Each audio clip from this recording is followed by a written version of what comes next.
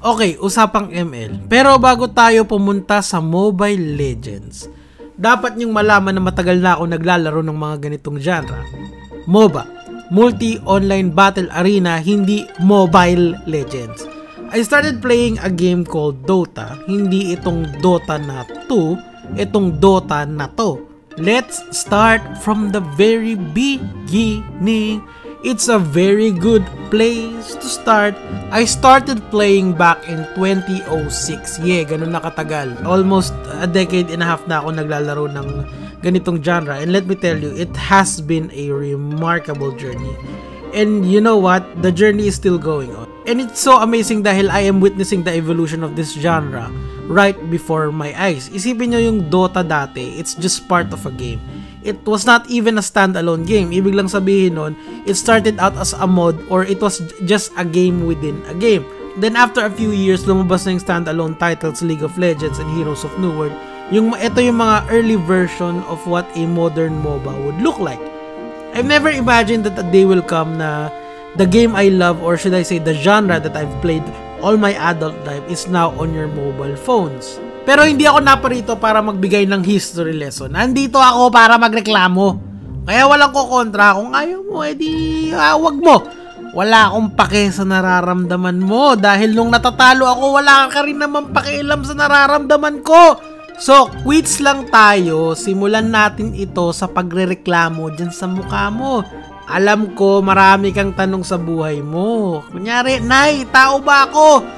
Tay, bakit hindi ako crush ng crush ko? O kaya bakit kaya ganon? Hindi ako manalo sa mga games ko. Hindi naman ako log. At lalong-lalo nang hindi ako bano. Talaga? Totoo? Tingin mo sa sarili mo, magaling ka na niyan? Relax ka lang muna dyan, boy. Meron akong ituturo sa yung konsepto para lagi kang konektado sa realismo. Ito ang tinatawag na Dunning-Kruger effect. In the field of psychology, the Dunning-Kruger effect is a cognitive bias in which people of low ability have illusory superiority and mistakenly assesses their cognitive ability as greater than it is. Pero para mas maintindihan mo, tatagalugin ko pare. Hindi mo alam kung gaano ka kabobo dahil masyado kang bobo para malaman mo na bobo ka. Hindi ka magaling maglaro. Hindi ako magaling maglaro. Mukha lang akong magaling maglaro kasi hindi magaling maglaro yung kalaban ko. You are only good as your competition. Ngayon, sa mga panahon na to, meron talagang magagaling maglaro.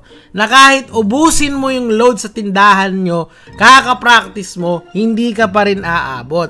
And they are only the 1% of the 1% and they are the real elite level of professional players. So ikaw tol, wag mo nang ipilit. Pag natalo ka, sisihin mo muna yung sarili mo. Tapos gumawa ka na lang ng video katulad dito. Tapos trash talkin mo yung sarili mo. Parang ganito. Ano ba yan, Nico David? Ang tagal mo naman mag-epic. At saka kailan ka ba bibili ng bagong hero? Puro si Boy Sundot na lang yung ginagamit mo eh. Tapos pag hindi na available si Boy Sundot, napipilitan kang gamitin si Mr. Krabs. Pag natalo ka naman kay Mr. Krabs, iiyak ka. Dahil mukhang tangal lang yan si Mr. Krabs eh. Pag pinili o talo. Kaya wag mo nang piliin yung boss ni SpongeBob. Bumili ka ng hero mo. Alam mo yun, Nico David? Alam mo naman kasi, Nico David, na kailangan mong bilhin yung mga hero na nasa meta para mas lalong tumaas yung chance mong manalo. Ano daw? Ano daw? Meta? Ano yung meta? Metal boss ng kamote? Sa totoo lang, yung salitang meta ay malalim. Kasi kapag ginamit natin ang salitang ito, we are referring to an analysis of a topic based from itself. I'll put this into perspective. When you talk about the meta game of a game, you are talking about how the game is played effectively. Kung usapan natin ay games, you can say that the word meta could stand for most effective tactic available. Pero kailangan nyong malaman na hindi ito ang proper definition ng meta. We are just using the word meta with respect to the game, in our case, Mobile Legends. You can say that when you are referring to the meta game of a particular game, you are referring to certain moves that will give you the highest chance of winning. Alright, pag-usapan natin itong problema sa ganitong format na kailangan mong bumili ng hero unlike sa ibang MOBA tulad ng Dota na pwede mong gamitin lahat ng hero. Una, dapat mong malaman na merong malalakas na hero given a version of Mobile Legends. Ibig sabihin, compared sa ibang hero, there are some hero who will give you a statistical edge para manalo. They have a higher statistical probability of giving you a win dahil meron silang abilities na hindi balance. Ngayon, hindi pa ganun kalalim yung alam ko sa Mobile Legends dahil totoo lang, isang hero lang yung ginagamit ko for the longest time at saka free to play kasi tong hero na to. Kung ano ang ibig sabihin ng salitang imba or imbalance, kailangan i-relate ko to something that I know fondly, which is ang Dota 2. Ngayon, at this current meta of Dota 2, version 7.21c, the current best carries are Ursa Warrior and Lifestealer. Hindi pa sila na-nerf or napapahina kaya most of the professional players will pick them if possible. Ngayon, when I say statistical probability, ang sinasabi ko lang dyan ay ganito. If lahat ng kalaban mo ay kasing galing mo or kasing banu mo, 55% of the time or basta higher than 50%, mananalo ka using this imba hero. Dahil if the game is balanced and all of you are in the same skill bracket, your win rate should be just at 50%. Pero sasabihin mong ganun, i-rebat mo ako, meron akong mga hero na 70% yung win rate ko. Oo, tol, nando na ako. Pero try mo pang maglaro ng mas maraming games.